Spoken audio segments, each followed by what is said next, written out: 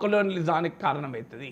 అంటే హిందీయేతర భాషల ప్రజలు హిందీ భాష మాట్లాడే ప్రజల చేతిలో పాలితులుగా మారిపోతారు. ఇది వలసవాదానికి దారితీస్తుంది అని సౌత్ ఇండియా నుంచి నాన్ హిందీ స్టేట్స్ నుంచి తీవ్రమైన వ్యతిరేకత కాన్స్టిట్యూంట్ అసెంబ్లీ డిబేట్స్లో వచ్చింది.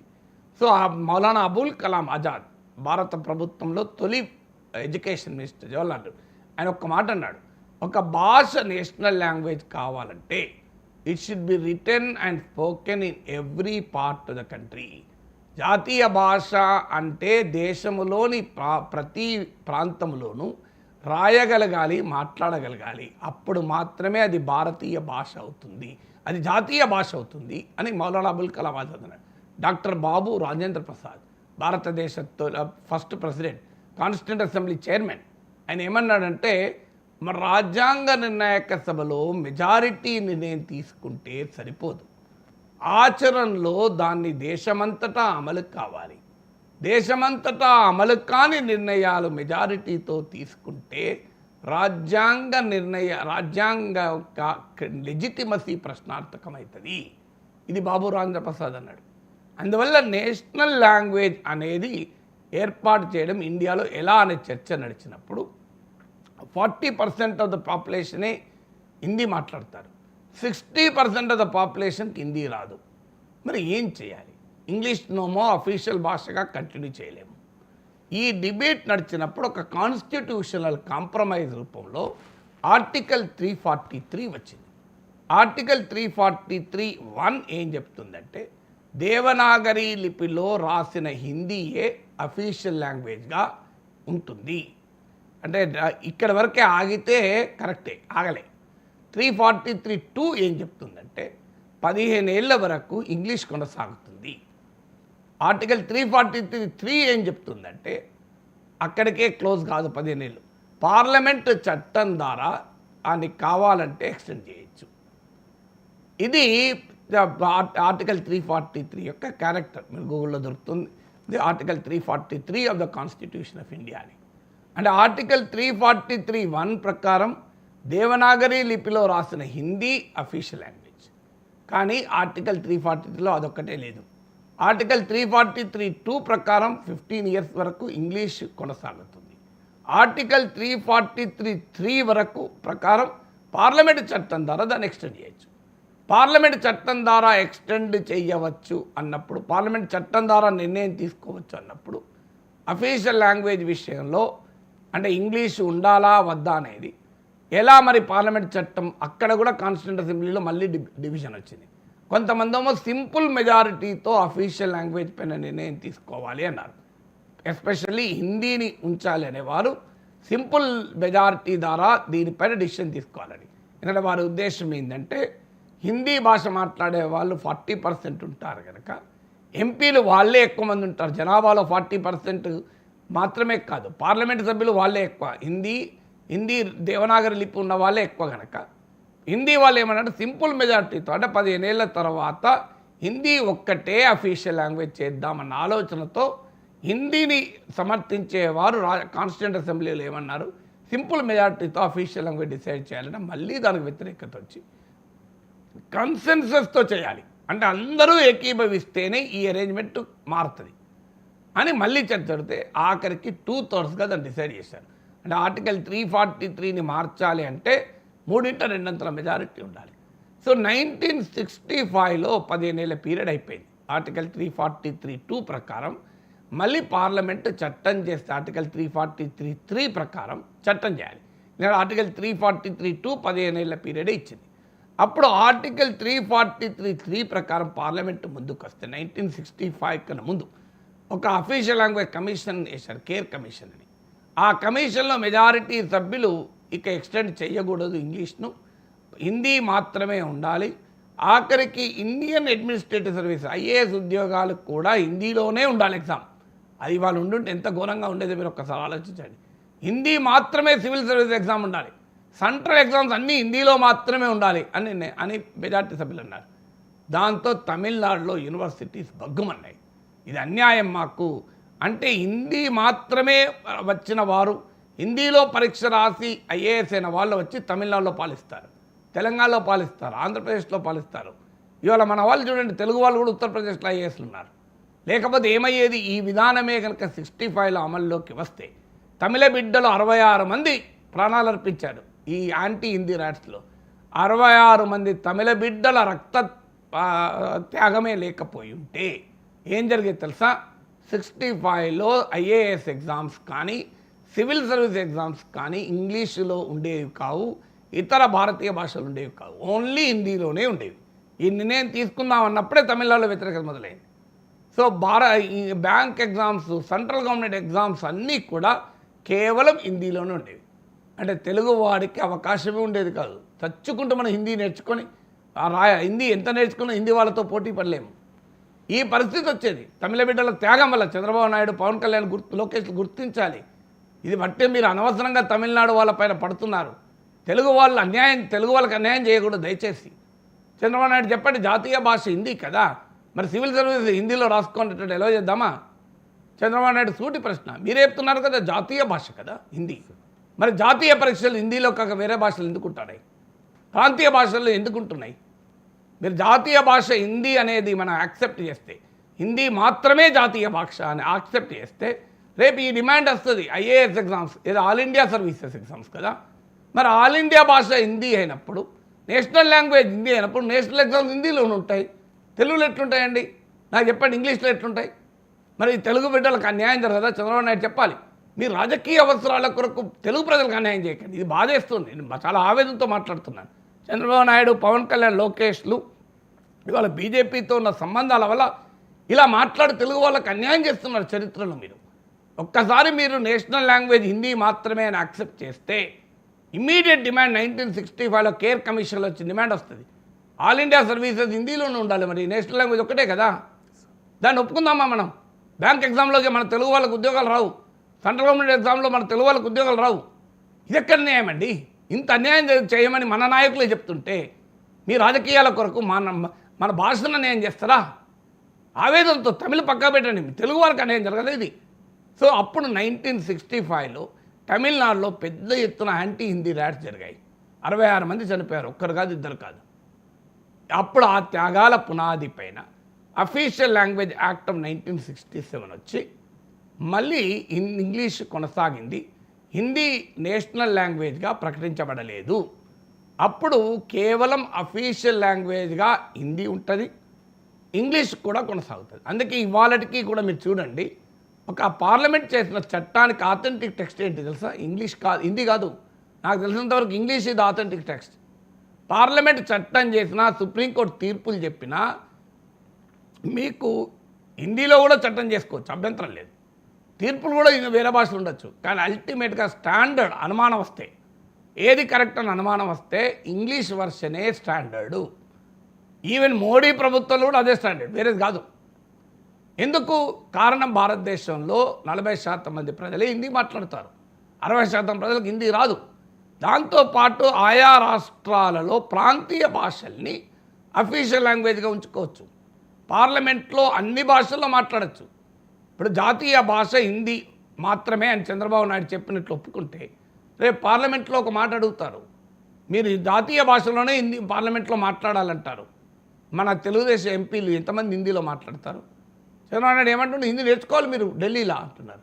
నేర్చుకుని ఎంతమంది? ఒక రామ్మోహన్ నాయుడు ఫ్లూయెంట్గా హిందీ మాట్లాడతారు. మిగతా తెలుగుదేశం ఎంపీలు అందరికి హిందీ వస్తుందా? మాట్లాడవనండి వాళ్ళని హిందీలో.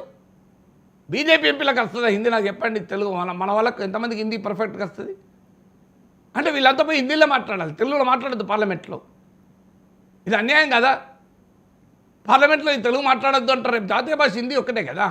జాతీయ భాష హిందీ అయినప్పుడు జాతీయ పార్లమెంట్లో వేరే భాష ఎట్లుంటుందండి? నాకు చెప్పండి. దీన్ని ఒప్పుకుందామా? అందుకే పార్లమెంట్లో ఏ భాషలో అయినా మాట్లాడచ్చు. Inter state communication. ఇవాళ మీరు జాతీయ భాష హిందీ అని మనం యాక్సెప్ట్ చేస్తే ఒకటి, ఆంధ్రప్రదేశ్ ప్రభుత్వం తెలంగాణ ప్రభుత్వానికి లేఖ రాస్తే ఏ భాషలో రాయాలి తెలుసా? హిందీలో రాయాలి. అంటే చంద్రబాబు నాయుడు హిందీలో శ్రీ రేవంత్ రెడ్డి జీ ముజే తెలంగాణ మే అని రాయాలి. ఇది ఒప్పుకుందామా? ఆంధ్రప్రదేశ్ చంద్రబాబు నాయుడు తెలుగువాడు రేవంత్ రెడ్డి తెలుగు బిడ్డ, వీళ్ళిద్దరి మధ్య కమ్యూనికేషన్ హిందీలో ఉండాలి.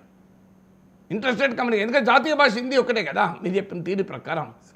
ఎక్కడ ఏ రాజ్యాంగ నిబంధనలో నేషనల్ లాంగ్వేజ్ హిందీ మాత్రమే అని ఉందో దయచేసి చంద్రబాబు నాయుడు గారు చెప్పాలి. కాన్స్టిట్యూషన్లో లేదు.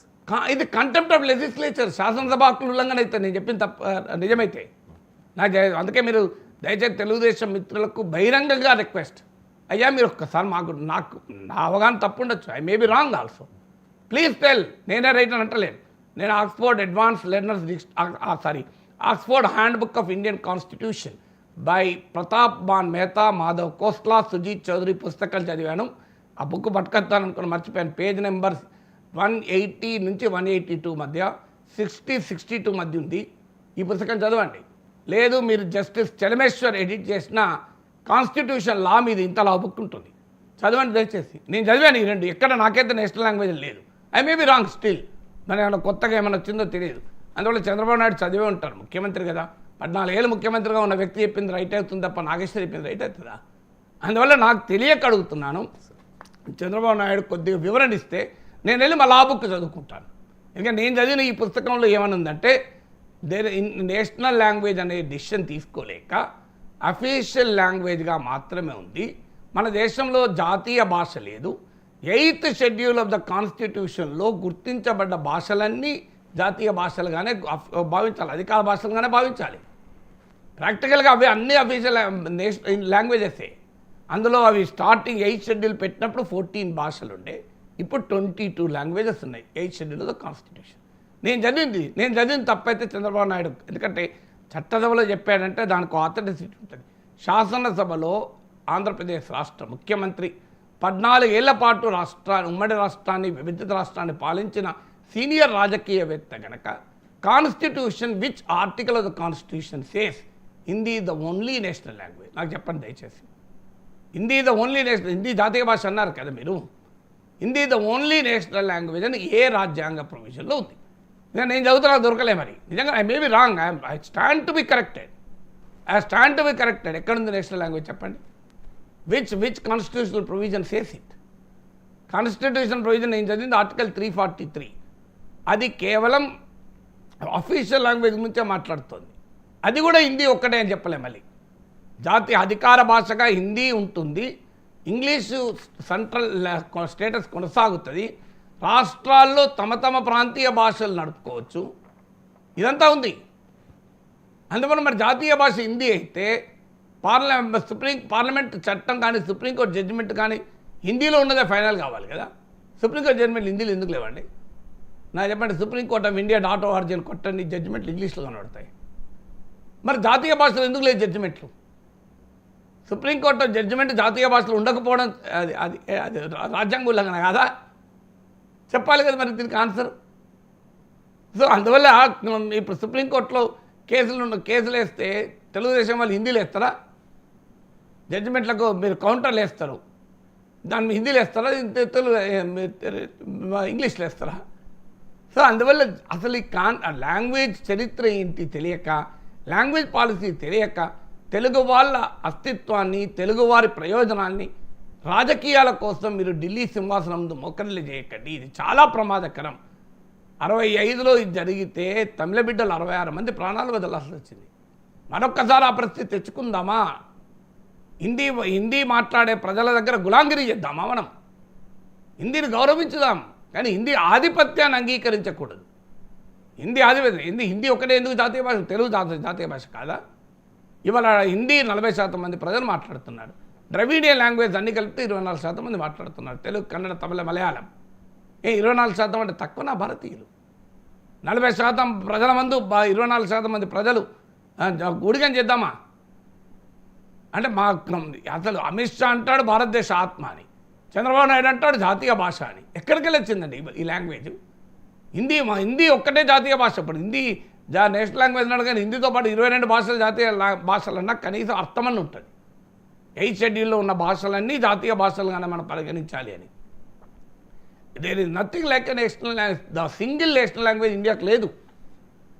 హిందీ అనేది it's an official language according to 343(1) of the constitution. కానీ అదే సమయంలో 343(2) ప్రకారం ఇంగ్లీష్ కొనసాగుతుంది. 343(3) ప్రకారం పార్లమెంట్ చట్టం చేసి దాన్ని ఎక్స్టెండ్ చేయొచ్చు. రాష్ట్రాల్లో ఆయా ప్రాంతీయ భాషలే ఉండవచ్చు. ఇదయ్యా కాన్స్టిట్యూషనల్ అరేంజ్మెంటు. సో రాజ్యాంగానికి నేను అర్థం చేసుకున్న రాజ్యాంగం కాదో చెప్పమనండి, I'm ready to be corrected. అందువల్ల దయచేసి ఇది మనం మళ్ళీ యూట్యూబ్లో పెడతాం కనుక కింద కామెంట్లు చేసే వాళ్ళైనా మీరు స్టడీ చేసి దయచేసి కాన్స్టిట్యూషనల్ ఏ ప్రొవిజన్లో Hindi is the only national language, Hindi మాత్రమే జాతీయ భాష అని ఏ రాజ్యాంగ అధికారంలో ఉందో తెలిపితే, ఆ రాజ్యాంగ పుస్తకంలో చెప్పితే, పేజ్ నెంబర్ చెప్పితే నేను చదివి మళ్ళీ మాట్లాడతాను. నేను చదివింది చెప్పాను. Oxford handbook of Indian constitution by Sujit Choudhry, Madhav Khosla, Pratap Bhanu Mehta, page 62, page 182, పేజర్తో సహా చెప్తున్నాను. Justice Chelameswar edited book constitutional law అని 3 ఆథర్లు ఉన్నాడు, ఎంపీ జైన్ అనుకుంటాడు, ఆథర్లు గుర్తులేరు, బట్ అది లేటెస్ట్ ఎడిషన్ నా దగ్గర ఉంది. జస్టిస్ చలమేశ్వర్ అనుకుంటాను ఎడిట్ చేసింది. సో దానికి ఆ పుస్తకంలో మీరు చూడండి, కాన్స్టిట్యూషనల్ లాలో క్లియర్గా ఆ బుక్లో కూడా పేజ్ నెంబర్ గుర్తులేదు, కానీ సో ఆ పుస్తకంలో ఇదే ఉంది. నేను చదివిన 2 పుస్తకాలు చదువుతున్నాను. బహుశా చంద్రబాబు నాయుడు చాలా ఇంతకన్నా ఆథెంటిక్ బుక్స్ చదివి ఉండొచ్చు. ఈ 2 కాన్స్టిట్యూషన్ పైన వెరీ ఆథెంటిక్ కామెంటరీస్గా గుర్తిస్తారు సోషల్ సైన్స్ రీసెర్చ్లో, రాజనీతి శాస్త్ర పరిశోధనలో. ఈ 2 పుస్తకాలు లా రీసెర్చ్, మీరు లా పబ్లిక్కి వెళ్ళండి, కాన్స్టిట్యూషన్ పైన కామెంటరీగా 2 టాప్ బుక్స్ ఇవ్వండి అంటే ఈ 2 ఇస్తారు. సో అందువల్ల ఆ 2 పుస్తకాలు చదివచ్చాను. I stand to be corrected. Chandrababu Naidu బహుశా రాజ్యాంగంలో ఇంకా ఎక్కువ చదివింటారు కనుక, రాజ్యాంగం పైన ఇంకా అథెంటిక్ కామెంటరీ చదివింటాడు కనుక, మరి ఎక్కడైనా ఉంటే చెప్పండి. I'm ready to learn. నేర్చుకుంది, నేను నిత్య విద్యార్థిని. సో అందువల్ల నేను ఒక రోజులో నాకే తెలిసిందే విజ్ఞానము అనుకోని నేను నిత్య విద్యార్థిని. I'm ready to be corrected. Correct sir. మీరు చెప్తుంటే నేను కూడా క్రాస్ చెక్ చేశాను sir. India doesn't have a designated national language, but it recognises Hindi and English as official languages for government purposes. The Indian Constitution doesn't declare any language as the national language, sir. Chandrababu Naidu జాతీయ భాష హిందీ అని చెప్పాడు కదా assembly సాక్షిగా. And ఇంకొకటి, what are the 22 languages of India? అంటే the 22 languages officially recognized in India as per the 8th schedule of the Constitution are Assami, Bengali, Gujarati, Hindi, Kannada, Kashmiri, Konkani, Maithili, Malayalam, Marathi, Nepali, Oriya, Punjabi, Sanskrit, Sindhi, Tamil, Telugu, Urdu, Bodo, Dongri, Santali and Manipuri. 22 official languages. అదే 22 8th షెడ్యూల్లో ఉన్న language. దాని official అయినా ప్రాక్టికల్గా relevance ఉండదు. ఇప్పుడు 22 భాషల్లో parliament చట్టాలు రాసి పెట్టారు కదా, బట్ ఇవి 8th షెడ్యూల్లో ఉన్నాయంటే ఏంటి? What is 8th schedule? Constitution గుర్తింపు ఇచ్చిన 22 భాషలు ఇవి. సో అందువల్ల నేను అంటున్న క్వశ్చన్ ఇదే, చంద్రబాబు నాయుడు మరి ఎక్కడ చదివాడు?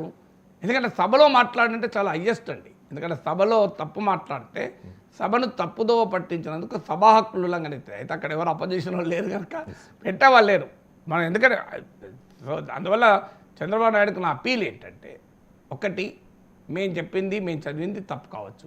ఎందుకంటే మీ అనుభవం ముందు మేమెంత, చంద్రబాబు నాయుడు 1978లో ఎమ్మెల్యే అయ్యారు, చట్టసభలో ఎంటర్ అయ్యారు. నేను 1978లో ఇంటర్మీడియట్ ఫస్ట్ ఇయర్లో ఉన్నా. సో నాకున్న నాలెడ్జ్ చాలా పరిమితం చంద్రబాబు నాయుడుకున్న నాలెడ్జ్లో. సో నేను ఇంటర్మీడియట్ ఫస్ట్ ఇయర్లో ఉన్నప్పుడు ఆయన ఎమ్మెల్యేగా ఎలక్ట్ అయ్యాడు. ఆయన ఎమ్మెల్యే అయిన 30 ఏళ్ళ తర్వాత నేను ఎమ్మెల్సీ అయ్యాను.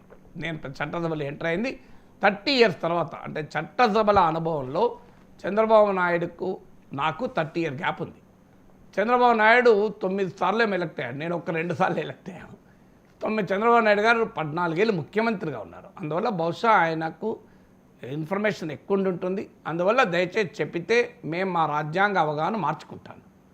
లేదు, కనీసం అసెంబ్లీలో నేను హిందీ జాతీయ భాష అన్నాను, అది నిజం కాదు, భారతదేశంలో ఒకే జాతీయ భాష అంటూ లేదు అని నేను పొరపాటున అన్నానని వివరణ ఇవ్వచ్చు, తప్పలేదు. ఎందుకంటే మనకు ఎవరమైనా తప్పు మాట్లాడచ్చు కదే, అభ్యంతరం ఏముంది? మనం ఏం దేవులంగాం కదా, మేమందరం మానవులమే, మానవ సహజమైన తప్పులు ఎవరమైనా చేస్తాం.